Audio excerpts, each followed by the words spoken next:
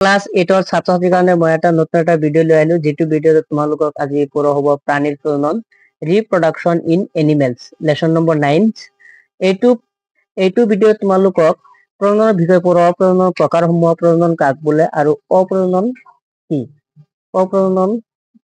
এইবিলাকৰ বিষয়ে তোমালোকক পঢ়া হ'ব আৰু প্ৰজনন নহলে যে কোনো এটা জীৱই নতুন এটা জীৱৰ জন্ম হ'ব নোৱাৰে সেই বিষয়ে তোমালোকক আলোচনা কৰা হ'ব স্ত্ৰী প্ৰজনন কো আৰু প্ৰজনন কোষৰ অংগসমূহৰ বিষয়ে তোমালোকক কোৱা হ'ব আজি এইকেইটা ভিডিঅ' তোমালোকক আলোচনা কৰা হ'ব চোৱা আৰু এইটো ভিডিঅ'ত তোমালোকক কি কৰা হৈছে যে কিতাপৰ ভিতৰৰ পৰা কিছুমান কুৱেশ্যন বনাই দিয়া হৈছে যিবিলাক কুৱেশ্যন পৰীক্ষাত আহিব লগা কুৱেশ্যন আৰু তোমালোকে এটা কাম কৰা মই ভিডিঅ'টো কুৱেশ্যন বিলাক আলোচনা কৰাৰ লগে লগে তোমালোকে এটা কাম কৰিবা বহি আৰু কলম লৈ বহি যোৱা লগে লগে নোট কৰি ল'বা আৰু মোৰ চেনেলটো সাবস্ক্ৰাইব কৰা ডেইলি ভিডিঅ' পাই থাকিবা কিতাপৰ ভিতৰৰ পৰা মই ভিডিঅ' কুৱেশ্যন কেইটা বনাই দিছো তোমালোকক চোৱা যে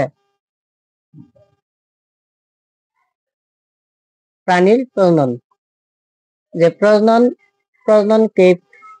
কেই প্ৰকাৰৰ আৰু কি কি প্ৰজনন দুই প্ৰকাৰ এটা হৈছে যৌন প্ৰজনন আৰু এটা হৈছে অযৌন প্ৰজনন এতিয়া যৌন প্ৰজনন কাক বোলে ইম্পৰ্টেন্ট কুৱেশ্যন তোমালোকে বহিত লিখি দিয়াৰ লগে লগে পুংজনন কোষ আৰু স্ত্ৰী জনন কোষ মিলিত হৈ নতুন কোষৰ কি কৰে সৃষ্টি হয় তাক যৌন প্ৰজনন বোলে ইম্পৰ্টেন্ট কুৱেশ্যন তোমালোকে লগে লগে বহিত লিখি লোৱা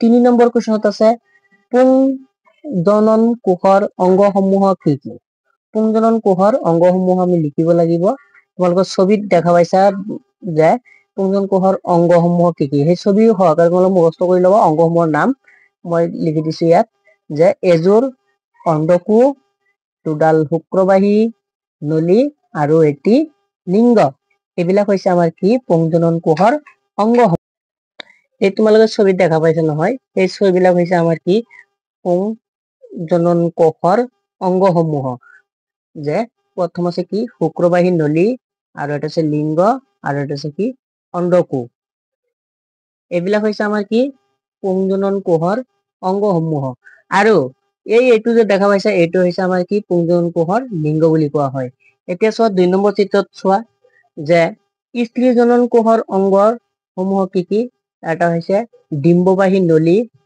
আৰু এটা হৈছে ডিম্বাশয় আৰু এটা হৈছে কি জৰায়ু এইকেইটা হৈছে কি আমাৰ স্ত্ৰী প্ৰজননৰ অংগসমূহ এতিয়া এইবিলাকৰ পৰা কেনেধৰণৰ কুৱেশ্যন হ'ব পাৰে তোমালোকে চোৱা যে পুংজনন কোষৰ অংগসমূহ কি কি এনেকৈ প্ৰশ্ন আহিব পুংজনন কোষৰ অংগসমূহ কি কি এযোৰ অণ্ডকোষ দুডাল শুক্ৰবাহী নলী আৰু এটি লিংগ এইবিলাক হৈছে আমাৰ কি পুংজনন কোষৰ অংগসমূহ এতিয়া চোৱা 4 নম্বৰত স্ত্ৰী প্ৰজনন অংগসমূহ কি কি ডিম্বাশয় দুডাল ডিম্ববাহী নলী আৰু এটা হৈছে জৰায়ু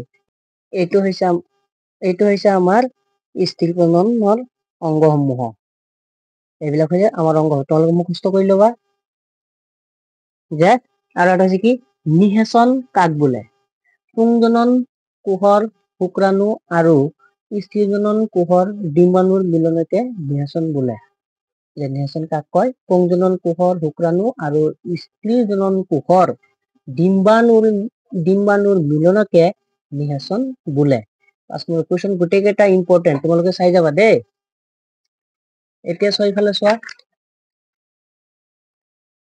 6 নম্বৰ কুৱেশ্যনত আছে বহি নিষেচন কাক বোলে যিবিলাক নিষেচন বাহিৰৰ পৰা হয় তাক বহি নিষেচন বুলি কোৱা হয় আমি সূত্ৰটো কেনেকৈ লিখিব লাগিব যিবোৰ প্ৰাণীয়ে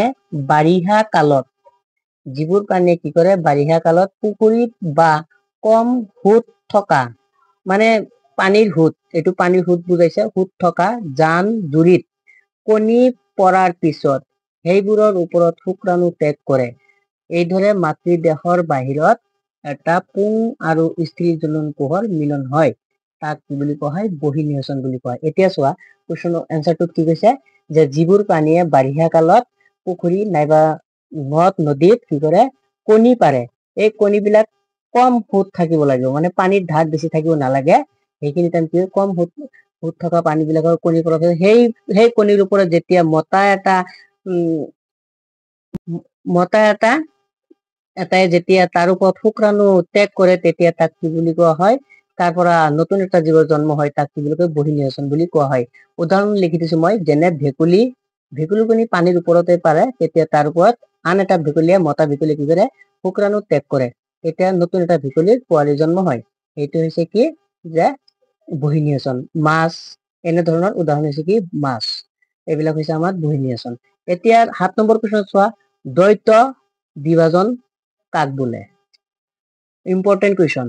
যিবোৰ এটা প্ৰাণীৰ বা জীৱৰ পৰা ভাগ হৈ দুটা জীৱৰ সৃষ্টি হয় তাক দ্বৈত বিভাজন বোলে। দ্বৈত বিভাজন তাক বুলি কোৱা হয় যিবোৰ এটা প্ৰাণী বা জীৱৰ পৰা ভাগ হৈ দুটা জীৱৰ সৃষ্টি হয় তাক কি বুলি কয় দ্বৈত বিভাজন বুলি কয়। তোমালোকে ছবিত চোৱা, এইটো চোৱা, এইটো হৈছে আমাৰ কি দ্বৈত বিভাজন, কোষকেন্দ্ৰৰ বিভাজন। এইটো হৈছে এটা এমিবাৰ ছবি। এই এমিবা প্ৰথমতে এটাই থাকে, ইয়াত কি হৈছে শুক্ৰাণু আছে। এই শুক্ৰাণু বিলাকৰ পৰা এটাৰ পৰা কি হৈছে দুটা হৈছে, দুটা জীৱৰ সৃষ্টি হৈছে। এইটো হৈছে আমাৰ কি দ্বৈত বিভাজন। তেতিয়াহ'লে পৰীক্ষাত কুৱেশ্যন আহিব পাৰে যে এমিবা বিভাজন, এমিবা কোন প্ৰকাৰৰ বিভাজন, কি বিভাজন দ্বাৰাই নতুন জীৱৰ সৃষ্টি কৰে? তেতিয়া পৰীক্ষাত তোমালোকে কি লিখিবা যে এমিবাৰ বিভাজন হৈছে দ্বৈত বিভাজন। এইটো হৈছে তোমাৰ এইবাৰ বিভাজনৰ পৰীক্ষা। এতিয়া চোৱা যে ইয়াৰ পৰা আমি কেইটামান অপচনেল কুৱেশ্যন বনাই দিছো, যিবিলাক কিতাপৰ ভিতৰৰ পৰা হয়। যে প্ৰজননৰ প্ৰকাৰ তোমালোকে সিফালে পঢ়িছা। এ নম্বৰ আছে 2টা, বি নম্বৰ আছে 3টা, চি নম্বৰ 4টা, ডি নম্বৰ আছে এটাও নহয়। এতিয়া তোমালোকে ভাবাচোন উত্তৰটো কোনটো হ'ব। তোমালোকে প্ৰথমতে ভাবি লোৱাচোন ইয়াৰ পৰা প্ৰজননৰ প্ৰকাৰ কোনটো হ'ব শুদ্ধ উত্তৰটো। এ নম্বৰ 2টা, বি নম্বৰ 3টা, চি নম্বৰ 4টা, ডি নম্বৰ এটাও নহয়। এতিয়া আমাৰ শুদ্ধ উত্তৰটো হ'ল অপচন এ। এইটো হৈছে আমাৰ শুদ্ধ উত্তৰ যে প্ৰজননৰ প্ৰকাৰ 2টা। 9 নম্বৰ চোৱা, পুংজনন কোষৰ অংগ নহয়। এতিয়া চোৱা কুৱেশ্যনটো কেনেকুৱা হৈছে যে পুংজনন কোষৰ অংগ নহয়, নেগেটিভ কুৱেশ্যন কিন্তু চাবা দেই, নেগেটিভ কুৱেশ্যন। এ নম্বৰত আছে অণ্ডকোষ, বি নম্বৰ আছে শুক্ৰবাহী, চি নম্বৰ আছে জৰায়ু, ডি নম্বৰ আছে কি লিংগ। এতিয়া ইয়াৰ পৰা তোমালোকে ভাবি চোৱাচোন শুদ্ধ উত্তৰ কোনটো হ'ব। যে পুংজনন কোষৰ অংগ নহয় অণ্ডকোষ, শুক্ৰবাহী, জৰায়ু আৰু হৈছে কি লিংগ। এতিয়া আমাৰ নহয় বুলি কৈছে, যে শুদ্ধ উত্তৰটো কোনটো হ'ব জৰায়ু, অপচন চি। কেঁচুৱা 10 নম্বৰ চোৱা, কেঁচুৱা বিকাশৰ স্তৰ। এতিয়া কেঁচুৱা বিকাশৰ স্তৰ, বিকাশ মানে বুলি ক'লে কি হ'ব যে কেঁচুৱাতে লাহে লাহে ডাঙৰ হয়, সেইটো হৈছে বিকাশ, সেইটো অৰ্থ হৈছে বিকাশ বুলি কোৱা হয়। এ নম্বৰত আছে ডিম্বাশয়, বি নম্বৰত আছে অণ্ডকোষ, চি নম্বৰত আছে জৰায়ু, ডি নম্বৰত আছে ডিম্বাণু। এতিয়া তোমালোকে ভাবাচোন শুদ্ধ উত্তৰটো কোনটো হ'ব। এ নম্বৰ ডিম্বাশয়, বি নম্বৰ অণ্ডকোষ, চি নম্বৰ জৰায়ু, ডি নম্বৰ ডিম্বাণু। এতিয়া শুদ্ধ উত্তৰ কোনটো হ'ব, শুদ্ধ উত্তৰটো হ'ল আমাৰ অপচন চি, জৰায়ু হৈছে আমাৰ কি শুদ্ধ উত্তৰ। যে বিকাশৰ স্তৰ হৈছে, কেঁচুৱা এটা বিকাশৰ স্তৰ হৈছে জৰায়ুত কেঁচুৱা এটা বিকাশ হয়, মাতৃগৰ্ভৰ জৰায়ুত কেঁচুৱা এটা বিকাশ হয়। এতিয়া চোৱা 11 নম্বৰ, স্ত্ৰীৰ যৌনন কোষৰ একক। স্ত্ৰীৰ যৌনন কোষৰ একক কি হ'ব। অপচন এত আছে ডিম্বাণু, বিত আছে জৰায়ু, চিত আছে ডিম্বাশয়, ডিত আছে শুক্ৰাণু। এতিয়া চোৱা স্ত্ৰীৰ জনন কোষৰ আমাৰ একক বুলি কৈছে, একক হলে আমাৰ কোনটো হ'ব যে ডিম্বাশয়, শুক্ৰাণু আৰু এটা আছে জৰায়ু। ইয়াৰ পৰা 4টাৰ পৰা শুদ্ধ উত্তৰটো কোনটো হ'ব, শুদ্ধ উত্তৰটো হ'ল অপচন এ, ডিম্বাণু হৈছে আমাৰ স্ত্ৰীৰ জনন কোষৰ একক। এতিয়া চোৱা 12 নম্বৰ প্ৰশ্নত আছে কি, এতিয়া চোৱা ভেকুলীৰ জীৱন চক্ৰ। এ নম্বৰ আছে লালুকি, তাৰপিছত কাচিন চোৱা, লালুকিৰ পিছত কি আহিব কণী, কণীৰ পিছত কি আছে প্ৰাপ্তবয়স্ক। এতিয়া বি নম্বৰ চোৱা কণী আছে, তাৰপিছত লালুকি আছে, তাৰপিছত প্ৰাপ্তবয়স্ক। ইয়াৰ পৰা শুদ্ধ উত্তৰটো কোনটো হ'ব, শুদ্ধ উত্তৰ। এতিয়া তোমালোকে ছবিত চোৱাচোন যে এ নম্বৰত আছে ডিম্ব, তাৰপিছত প্ৰাৰম্ভিক লালুকি, তাৰপিছত কি শেহতীয়া লালুকি, তাৰপিছত কি ভেকুলী। এতিয়া চোৱা ইয়াৰ পৰা আমাৰ শুদ্ধ উত্তৰটো আমি প্ৰশ্নটো কেনেকৈ দিছো যে ভেকুলীৰ জীৱন চক্ৰ। এ নম্বৰ লালুকি, তাৰপিছত কণী, তাৰপিছত প্ৰাপ্তবয়স্ক। বি নম্বৰ কণী, লালকি প্ৰাপ্তবয়স্ক। ইয়াৰ পৰা শুদ্ধ উত্তৰ কোনটো হ'ব? আমাৰ শুদ্ধ উত্তৰটো অপশ্যন বি হৈছে আমাৰ শুদ্ধ উত্তৰ। কণী আগতে আহিব, তাৰপিছত লালকি আহিব, তাৰপিছত কি আহিব? প্ৰাপ্তবয়স্ক।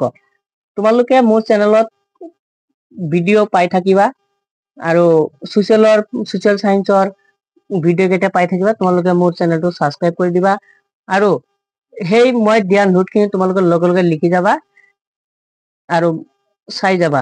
Thank U.